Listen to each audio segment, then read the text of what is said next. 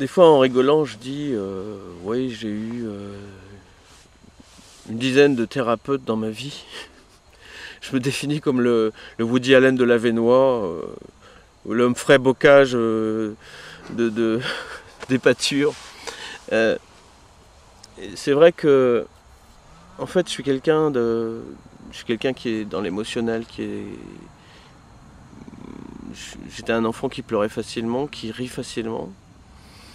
Et j'ai toujours eu besoin aussi de me raconter. Il y a des choses qu'on peut raconter à ses amis, il y a des choses qu'on peut raconter dans un livre, et il y a des choses que moi je raconte à une thérapeute. Parce que là, à cet endroit-là, je peux pleurer quand j'en ai envie, il n'y a plus de censure. Et, et avec cette femme, que je remercie d'ailleurs dans ce livre, Marie-Noël, des tombes, avec cette femme, il était question à un moment de territoire, ma difficulté de ne pas me faire envahir, ma difficulté d'avoir un espace à moi, de pas me fondre, dans le désir des autres en fait. Et je me suis aperçu que mon territoire, il existait de façon plus abstraite, plus symbolique. C'est une façon de... Je me lève le matin, mon territoire commence quand mon corps sort du lit. Mon territoire, il est dans la rampe d'escalier que je tiens dans la main. Mon territoire est dans le craquement des marches, il est dans le crissement des cailloux, dans mon bol de café chaud. Mon territoire, il est dans la lumière du matin, dans le moteur de ma voiture qui démarre ou pas, dans cette levée du jour timide.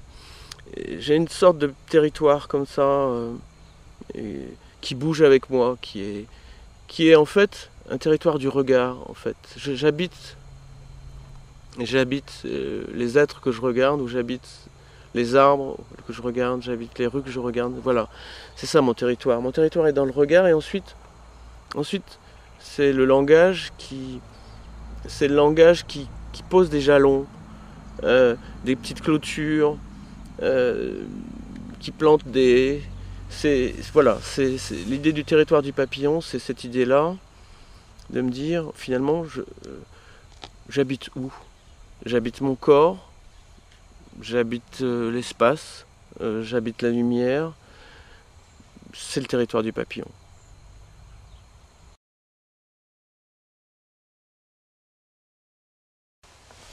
J'aime pas parler de mon pseudonyme, de mon vrai nom, de mon faux nom. C'est quelque chose de complexe pour moi. À un moment donné, je me suis nommé autrement. Je me suis donné un nom. C'est amusant aussi j'ai un côté dans l'enfance qui a été mis en contact avec le religieux. J'étais enfant de chœur, ma mère voulait que je sois prêtre. C'était un peu difficile à cause des petites filles dans les cours de récréation quand j'avais 6 ans, et des jeunes femmes ensuite qui m'ont détourné de cette vocation très vite. Mais il y a une ascèse dans le chemin d'écriture. Ce qui est amusant, c'est que ce qui m'a impressionné, moi, Jésus-Christ, quand on m'a parlé du Christ, c'était un prêtre très charismatique. Je me souviens, j'ai l'impression qu'il avait bu un café avec le Christ la veille, quoi. Enfin, ou qu'il allait aux champignons avec, ou qu'il passait l'aspirateur dans sa chambre avec Jésus-Christ. C'est-à-dire qu'il en parlait comme un type que je pouvais rencontrer dans la rue. Et moi, je l'ai cherché. J'avais 12 ans, je cherchais le Christ. J'essayais de marcher sur l'eau dans les flaques. J'essayais de poser mes mains sur les gens pour les guérir.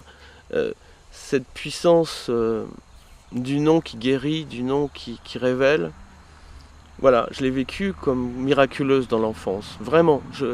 C'est pas une foi naïve, c'était une foi du nom. Le nom libère, le nom guérit, le mot au commencement était le verbe, etc. Et puis aussi le Christ, un jour il voit son apôtre pécheur et il lui dit viens, suis-moi, et je vais t'appeler comme ça, je vais t'appeler Jean, je vais t'appeler Pierre, je vais t'appeler Luc. Le Christ rebaptise, et non seulement il baptise, il donne un nouveau nom aux hommes qui vont l'accompagner. Cette idée de choisir son nom, ça m'a donné une force, une énergie, ça m'a donné, c'est de nommer mon rêve d'écrire, de prendre une espèce d'armure. Dominique Sampiero, en plus, homme du Nord, je l'ai fait, j'avais 25 ans, avec un sculpteur, on avait fait une exposition ensemble, Il m'a dit Jean-Claude Lefebvre, c'est pas terrible comme nom. Donc j'ai choisi ce nom, Dominique Sampiero. Et en fait, c'est un nom qui a porté une énergie, qui m'a porté à faire des choses que j'aurais jamais pu faire. C'est assez étrange. Et en même temps, toute l'histoire de mon nom, par exemple Jean-Claude, j'aurais pas dû m'appeler Jean-Claude. Ma mère ne m'a rêvé que fille dans son ventre. Elle voulait des filles. Elle m'a rêvé fille quand j'étais un fœtus. Elle avait choisi que des noms de filles. Je devais m'appeler Françoise. Bonjour, je m'appelle Françoise. Tel que vous me voyez là, j'ai été Françoise pendant 9 mois dans le ventre de ma mère. Et cette complexité-là, bon, je pourrais en parler des heures parce que c'est toute ma vie Sampiero, toute ma vie Jean-Claude Lefebvre. Ça sera un roman, je pense qu'un jour ce sera un livre. Donc je peux que l'effleurer, je peux qu'en dire des choses un peu caricaturales. Mais je pense que ce sera le dernier livre de ma vie, ça, de raconter cette histoire-là. D'avoir choisi un nom et d'avoir vécu avec comme si c'était mon vrai nom, ma vraie identité.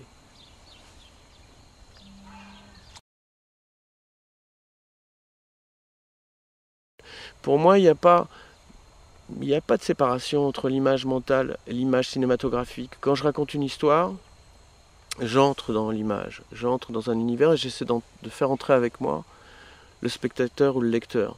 C'est que ça, c'est-à-dire, finalement, j'embarque dans cette part invisible de l'image, par le langage ou par le cinéma. Et au final, je ne sais pas ce qui se passe. Je ne sais pas où ça se passe, cette image. Elle est sur un écran, mais elle n'est pas seulement sur un écran. Elle est aussi dans l'écran mental de chaque personne qui regarde.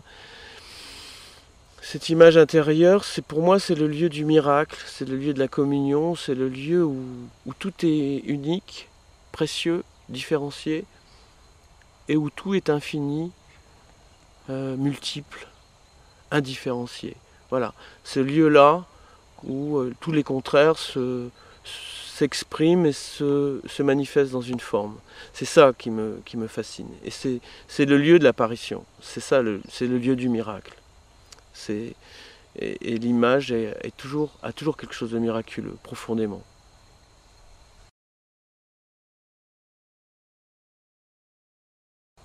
Sur le peu que je connaisse d'elle, c'est quelqu'un qui va être tout de suite dans son silence intérieur, en fait. Et dans son silence intérieur, elle va faire résonner un texte qui entre dans son corps. Elle est comme, elle est comme un violoncelle, un instrument qui va faire vibrer un texte. Moi, c'est l'apparition, c'est-à-dire, je ne sais pas ce qu'a ressenti Bernadette Soubirous quand elle a vu apparaître la Vierge ou Moïse quand Dieu lui parle.